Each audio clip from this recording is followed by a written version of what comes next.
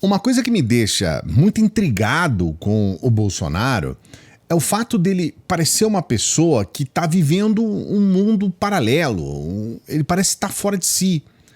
Ele realmente acredita que a eleição do Trump foi a eleição dele, que agora ele está de volta em 2026. Porque eles têm uma teoria de conspiração que é assim, o Trump se elegeu, aí o Bolsonaro se elegeu, depois o Biden se elegeu, o Lula se elegeu. E agora o Trump se elegeu, o Bolsonaro vai se eleger novamente. Então eles têm uma visão que é completamente deslocada da realidade. E essa entrevista de hoje, eu vou deixar para você aqui na descrição a íntegra dessa entrevista. E você vai ver, vou colocar aqui trechos também, a repercussão disso nas redes sociais, nos veículos de comunicação. E você vai ver que ele caiu no ridículo, mas assim, de uma forma que algumas pessoas têm até um sentimento de dó, porque fala, olha, ele parece estar enlouquecido. E a gente tem que tomar até cuidado para que uma afirmação como essa não soe uma afirmação capacitista. Porque tem pessoas que estão enlouquecidas, mas que não chegam nesse patamar que está o Bolsonaro. Porque ele está realmente vivendo um mundo paralelo. Ele não se deu conta ou ele não quer aceitar o fato de que ele está inelegível. Ele não aceitou durante meses o fato de que ele perdeu as eleições e em alguns momentos parece que ele ainda não entendeu que ele perdeu as eleições.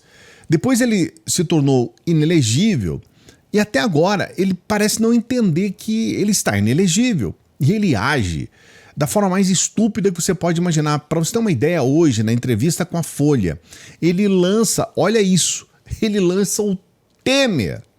Ele fala, não, o Temer é vice-presidente. Ele não perguntou pro Temer, ele não quis saber, ele só falou, olha, o Temer vai ser vice-presidente nisso daí. E o Temer, que assim você fala, caramba, seria uma candidatura engraçada, né? Dois golpistas, né? Os golpistas, né? Temer golpista, Bolsonaro golpista. E o Temer falou, cara, perguntaram pro Temer, o que você acha? Cara, o Temer falou, não tem nada disso, eu não vou ser candidato. Mas é uma coisa que você fala, mas como é que você fala um troço desse se você nem sequer conversou com a outra pessoa? Aí ele traz essa pessoa, não, o Temer vai ser meu vice. Então é uma coisa assim absurda. Eu vou trazer para você uma repercussão que foi o comentário de hoje na CBN. Dá uma olhada nesse comentário, sempre, não se esqueça, né? Sempre pedindo para você dar o like aqui no vídeo, só para lembrar, né? Dê o like no vídeo, se inscreva no canal, faça a sua inscrição, dá essa moralzinha aqui pra gente, faça a sua inscrição no canal, acompanhe até o final que a gente tem a dica da renda extra. Eu vou trazer os trechos da entrevista, mas olha só a repercussão na CBN, olha só.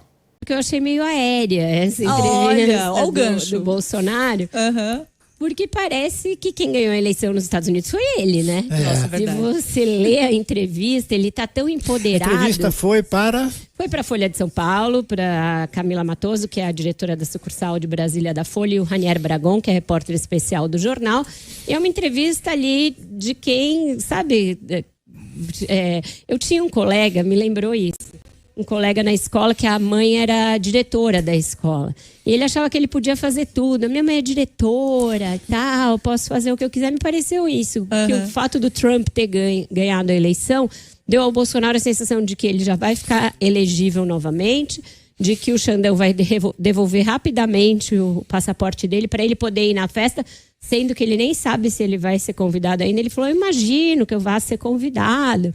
E se eu for convidado, o Alexandre de Moraes não tem como recusar, devolver o meu passaporte, porque ele vai brigar com o Trump. Imagina que ele vai brigar com o Trump.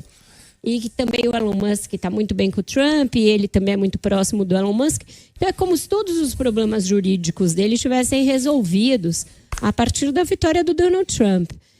Primeiro que isso é um complexo de vira-lata tremendo, né? Você achar que o Brasil está de tal maneira subordinado aos Estados Unidos que o nosso ordenamento jurídico e o nosso funcionamento do judiciário vai se submeter a quem ganha e quem perde as eleições nos Estados Unidos. Então, uma ilusão. E, em segundo lugar, o fato de que ele, com isso, tenta desviar o foco, a meu ver, do que está para acontecer, porque o que está para acontecer é o agravamento da situação dele com a justiça, porque os outros inquéritos estão chegando ao final Eles vão trazer o indiciamento dele, pelo menos em um deles, mas mais provavelmente em mais de um deles. Sim, além de ter os outros processos, que a gente sempre fala aqui, né? São 16 processos, e isso pode ocasionar novas punições, inclusive com cadeia, né?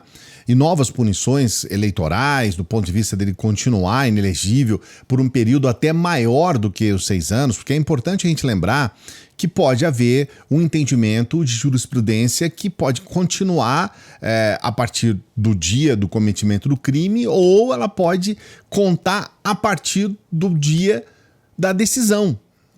O tradicional é que é a partir do cometimento do crime você tem lá aquele período inelegível. Mas você consegue compreender o quanto é maluco isso? Ela fala também a respeito dessa questão da síndrome de vira-lata, as pessoas pensando, e a extrema-direita está pensando, que o Trump tem o direito de exercer uma política em outro país. Olha, não é nem com relação ao Brasil, né? Mas principalmente em relação ao país Brasil. O Trump eleito, ele não vai poder fazer absolutamente nada em relação ao Brasil. Existe um movimento que a gente nem sabe se esse movimento vai prosperar lá dentro, mas é um movimento assim para proibir o visto do Alexandre de Moraes, que, sinceramente, se eles conseguirem isso, parabéns, porque eu nem vejo motivo para isso, né? Porque a única possibilidade dos Estados Unidos proibir o visto de alguém nos Estados Unidos seria um crime cometido ou nos Estados Unidos ou em relação aos Estados Unidos. Então não faz sentido proibir o visto do Alexandre de Moraes por um crime que nem aqui no Brasil existe. Quer dizer, o Alexandre de Moraes é o contrário, ele está cumprindo as leis aqui no Brasil. Então eles estão alucinados, é um povo alucinado. O bolsonarismo, ele criou uma casta da sociedade de gente alucinada, aloprada, imbecilizada, com crenças em teorias de conspiração. Eu vou trazer agora a Folha de São Paulo analisando essa entrevista. Eu vou até pedir desculpas com relação ao áudio, porque o áudio original, o áudio deles está ruim. Aí não tem como a gente fazer diferente aqui. Mas eu quero que você veja o que a Folha de São Paulo retrata a respeito dessa entrevista na própria Folha. Olha só. Lá atrás eu já me identificava com as propostas dele. Em 2016 eu encontrei Jair Bolsonaro na Câmara dos Deputados, ele era deputado federal, exatamente um dia depois da eleição norte-americana em que Donald Trump derrotou Hillary Clinton. Na época, Bolsonaro dizia que estava muito feliz, que ele se via muito, se espelhava muito no candidato republicano e defendia temas também muito parecidos com o de Trump. Combate à imigração ilegal, armamento das pessoas, inclusive que fazendeiros deveriam ter até fuzis. E na época já manifestava, óbvio, o desejo de ele, Bolsonaro, também virar presidente da República. Só que na época ele tinha 8% das intenções de voto nas pesquisas. Agora, em 2024, 8 anos depois, a Folha falou com Bolsonaro novamente no dia seguinte à eleição presidencial, na segunda vitória de Donald Trump e o seu retorno à Casa Branca. Veja aí o que o Bolsonaro falou. Eu vim conhecê-lo pessoalmente depois que me elegi presidente. Fomos 2 anos, conversamos sobre muita coisa, nasceu mais que um respeito, uma amizade entre nós. Eu, obviamente, sabendo o meu lugar. Isso nos marcou muito, que até aquele momento, os últimos chefes de Estado, tirando o Temer, tratavam o povo americano como imperialista, como opressores, como um exemplo a não ser seguido. E eu sempre falei exatamente o contrário. E dessa amizade, ele não foi reeleito em 20, eu não fui em 22, continuamos comunicando algumas vezes, e a amizade perdura até hoje. Mesmo sabendo a minha diferença para ele, eu sinto que o carinho dele comigo é real.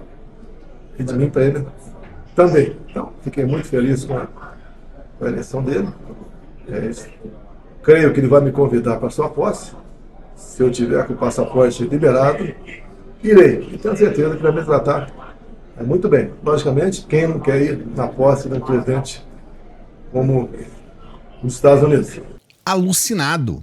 É bom a gente lembrar que quando ele se encontrou com o Trump, ele chegou a dizer para o Trump, I love you. Eu te amo. E o Trump, que é um cara acostumado a insanidades, ele convive com esse povo maluco, ele não soube o que fazer ali, ele não teve reação, porque ele ouviu do Bolsonaro isso. Aí depois o Bolsonaro vai lá, bate continência para a bandeira estadunidense. É um sujeito que não tem condições. Eu vou deixar aqui para você a reportagem por completo, toda a entrevista, mas eu quero trazer só um trecho, mais um trechinho dessa entrevista. É perguntado para ele: o resultado fortalece o desejo do senhor voltar a ser presidente? Ele responde da seguinte forma: ser presidente é uma merda, né? Vou usar a palavra, porque é a palavra dele, né? Eu não sei como é que cheguei à presidência. Aconteceu. Dei o melhor de mim. Estava preparado? Não estava. Apesar de 28 anos de parlamento, quando você vê aquela cadeira lá, cai para trás. Agora, a minha pretensão é a de voltar. Eu tenho um sonho. Qual é o sonho? De ajudar o Brasil. Então, assim, só nesse trecho aqui, ele já fala que ser presidente é uma merda, que ele não estava preparado para ser presidente, que ele se assustou quando ele viu a cadeira, que, diz lá, caiu para trás, que... sabe, que foi tudo um acaso, e de fato parece que é uma realidade mesmo. Eles mesmos não estavam preparados para isso, e o Brasil não estava preparado para isso, e isso aconteceu também com o Trump. Quando o Trump se elegeu, até no primeiro mandato, com menos votos até do que a Hillary Clinton, as pessoas ficaram, falaram, como assim? Né? E aqui no Brasil foi a mesma coisa. Um sujeito completamente inexpressivo, ele tem essa amizade com o Temer, porque o Temer já livrou a barra dele em momentos passados. Mas é importante, a imprensa não fala muito como que isso aconteceu, mas é importante você entender. O Bolsonaro já feito uma série de declarações que tinham que matar pessoas, que tinha que matar 35 mil pessoas, que tinha que matar o FHC, que era o presidente na época. E aí isso criou, obviamente, um comentário nacional e as pessoas, olha, esse cara é deputado, esse cara não pode falar essas coisas. E o ACM, que era o presidente do Senado, ele disse assim, olha, precisamos caçar esse deputado aí. Só que o Temer ficou um pouco chateado porque ele falou, não, mas peraí, o presidente do Senado vai querer mandar na Câmara? E aí o Temer livrou o Bolsonaro de perder, ele perderia facilmente o mandato. Ele livrou o Bolsonaro de perder o mandato não por conta do Bolsonaro, mas por conta de uma vaidade dele com o ACM. É isso, tá? O Bolsonaro pode interpretar que seja uma defesa a ele, mas na verdade era uma rivalidade, era um jogo de egos entre o Temer e o ACM. Você entendeu? Porque na época o Bolsonaro era uma pessoa tratada até como um chacota, ele era uma piada. Ele era um sujeito completamente inexpressivo, não tinha trabalho nenhum, né? Ele passou 28 anos lá com 2, 3 projetos, né? Não tinha trabalho nenhum, não tinha condições de aprovar nada, e ele só era um adesista, né? Por um lado ele estava com a esquerda, votava muito com a esquerda, aí depois ele ia para o centro, para o centrão. É bom a gente lembrar que Bolsonaro passou por 9 partidos, então ele ficava aqui e ali e ficava se alimentando desse tipo de declaração imbecil. Então, esse é o Bolsonaro. Uma vaidade absurda, uma megalomania absurda, e as pessoas alimentam isso porque ficam correndo atrás dele na rua dizendo mito, mito. Isso sobe para a cabeça, ele realmente acredita nisso. É claro, a gente tem que levar em consideração, hoje a realidade é outra, o Bolsonaro é sim um líder político, mesmo que seja de uma extrema-direita aloprada, imbecil, ele é um líder político, né? Isso daí também a gente não vai tirar dele. E por outro lado, a gente tem percebido que ele está desesperado para não perder o seu capital político, porque o tempo está passando e estão surgindo novas pessoas. A gente tem até uma movimentação do Caiado com o Marçal para lançar uma candidatura para 2026. Mas isso é um assunto para outro vídeo, para o próximo vídeo, tá bom? Por isso que eu peço para você se inscrever no canal. Se inscreva aqui no canal para você acompanhar tudo que a gente fala aqui. Seja um inscrito do canal. Se você é inscrito, ative o sininho e ajude o nosso trabalho. A gente tem uma oportunidade para você, que é a oportunidade de você ter uma renda extra. A gente está aqui no mês de novembro, ainda dá tempo de você programar o seu Natal. Um presentinho diferente, talvez uma viagem. É uma renda extra, tá? Ninguém está dizendo que você vai ganhar rios de dinheiro, não é isso. É um dinheirinho, você vai ganhar R$300, você vai ganhar 500, R$1.000. A gente coloca prints aqui de pessoas que estão trabalhando no Brasil ganhando em dólar, mas não precisa ser isso. Você pode ganhar trabalhando aqui no Brasil. Então vale muito a pena você entrar no primeiro comentário fixado que eu explico tudo. Eu mesmo explico tudo para você. O primeiro comentário fixado, tá bom? E a gente sempre pede para as pessoas que chegam no final dos vídeos para que ajude o nosso trabalho para a gente continuar trabalhando para você.